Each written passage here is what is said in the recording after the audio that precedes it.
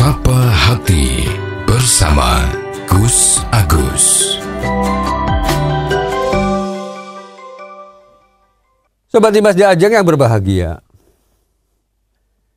Maka yang tadi kita bicarakan ya, artinya kalau kita memang berniat berkurban, ya berkurban.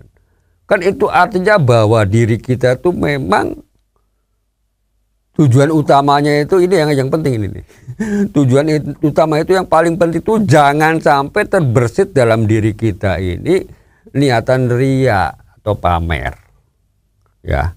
Supaya dianggap wah orang hebat gitu ya Mas. Ya. Karena ingat bahwa berkurban itu kan sebetulnya adalah disunahkan buat orang-orang yang memang dalam keadaan mampu. Mampu secara ekonomi. Setelah mencukupi kebutuhan-kebutuhan keluarganya. Gitu kan. Ya walaupun ini kan kalau kita ngomong masalah hukum tadi kan sudah pernah kita bicarakan juga ya. Bahkan ada juga mazhab yang fikih ya dari mazhab kalangan Hanafi itu menyampaikan bahwa berkurban itu hukumnya wajib bagi orang yang mampu.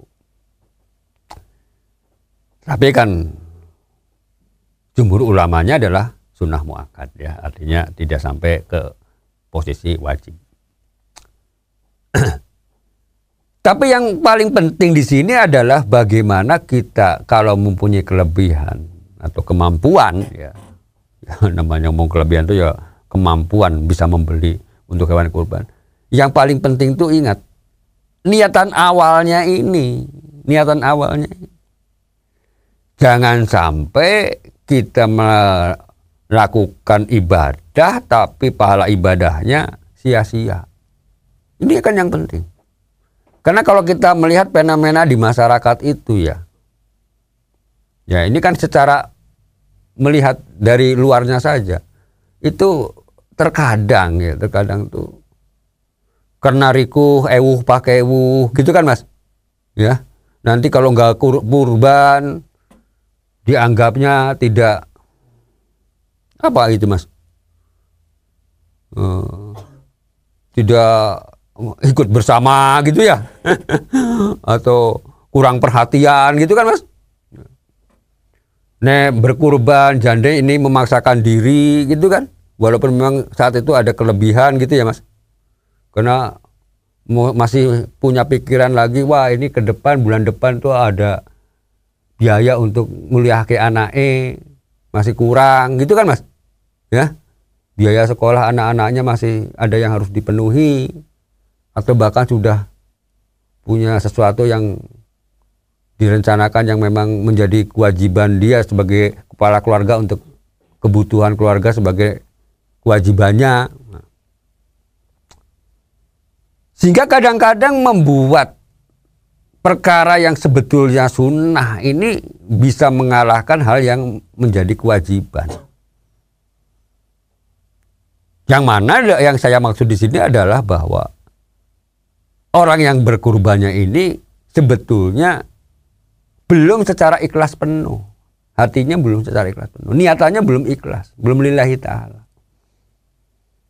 Karena hanya nutupi rasa malu misalnya. Malu sama tetangga. Malu sama orang lain yang selama ini ngasih sanjungan. Wah, Mas Faiz itu orang kaya gitu ya Mas. Masa sih orang kurban. Misalnya gitu ya Mas. Wah, karena sering disinggung seperti itu, janjane Mas Faiz punya kepentingan yang memang lebih wajib, ya gitu ya. Artinya memang wajib untuk atau menafkahi keluarga dalam hal ini misalnya untuk masalah pendidikan tadi. Nah, dengan sangat terpaksa, apa yang sudah dikumpulkan itu, ya wis lah. Ora enak aku karo tonggo, ora enak aku sama temen gitu kan. Tak ikut urunan kurban. Kalau ini kemudian diikuti dengan rasa ikhlas lillahi ta'ala itu ya bagus. Bagus artinya punya dua pahala gitu kan, pahala ya jelas pahala yang untuk niatnya kurban secara ikhlas, kemudian yang kedua ya pahala mampu untuk menyingkirkan gitu kan sifat riyanya itu tadi. Ini kan yang berpahala juga. Ya, kita bisa bisa mengekang nafsu-nafsu amarah itu tadi atau nafsu alawamah itu juga. Kalau mampu gitu kan. Tapi kalau tidak mampu, lah ini perkara masalahnya. Gitu kan Mas. Ya. Artinya akan menjadi, ya memang namanya pahala itu lillahi ta'ala, memang Allah yang maha tahu ya. Itu semuanya Allah yang menentukan. Tapi kan kalau kita bicara soal masalah bagaimana sifat manusia yang dapat merusak amal ibadahnya kita. Ya, sifat ujub, sifat pamer, gitu kan Mas? Ya. Itu kan kalau kita beribadah diiringi dengan sifat-sifat seperti ini, kan ibadahnya menjadi sia-sia. Sah memang kurbannya menjadi sah. Gitu kan Mas? Ya. Cuman masalahnya pahalanya wallahu alam. Karena memang sudah ada hal yang garis yang sudah di dalam agama itu kan ada hal yang memang dapat menggugurkan atau merusak ya, istilahnya merusak pahala-pahala kita. Kan sangat disayangkan. Ini dari sisi yang satu. Kemudian sisi berikutnya dalam perjalanannya waktu pendidikan anaknya harus segera saat itu juga harus dipenuhi. Tiba-tiba kita karena sudah terpakai kemarin, gitu kan Mas? Akhirnya kita sampai jatuh temponya ini yang harus dipenuhi, ternyata saya belum dapat rezeki yang lain. Misalnya terjadi seperti itu. Karena yang kemarin kan moga-moga dapat rezeki lain, gitu kan Mas? Ya, dilala sampai waktunya tidak dapat rezeki lain. Kan akhirnya menimbulkan lagi satu hal yang mudarat berikutnya lagi. Walaupun kita mungkin bisa menghutang sama teman, gitu kan Mas? Ya, hutang dulu deh, mau tidak mau hutang dulu, gitu kan Mas? Ya namanya hutang kan otomatis menimbulkan lagi nanti adalah satu hukum yang berbeda lagi, gitu kan Mas? Ya, iya nih hutang ke teman itu, kemudian langsung dapat uangnya, ini nggak dapat. Padahal ini satu hal yang harus, begitu kan Mas? Dengan sangat terpaksa, akhirnya mencari pinjaman ke bank, gitu kan Mas?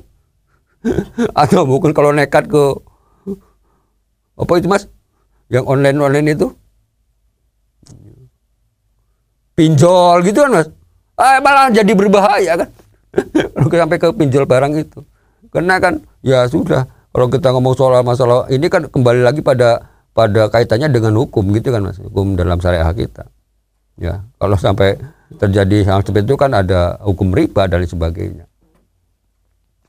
Jadi kadang-kadang sesuatu kebaikan itu belum tentu akhirnya itu menjadi baik. Ya. Ya, artinya kalau dipaksakan, gitu ya.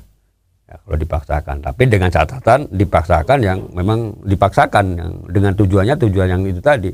Tujuannya ria, pamer, gitu kan, ujub, gitu ya.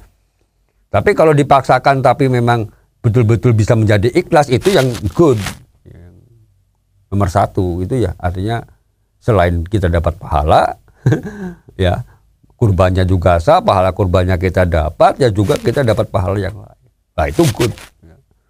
Ya itu yang memang bisa diharapkan. Tapi ya umumnya manusia kan ya rata-rata tidak bisa seperti itu. Ya umumnya ya kita harus bisa berhati-hati sendiri. Ya memang kalau kita tidak mampu ya jangan dipaksakan dulu. Ya kan masih ada kesempatan tahun berikutnya. Kalaupun kita yang tidak berkurban ya keluarga kita yang berkurban.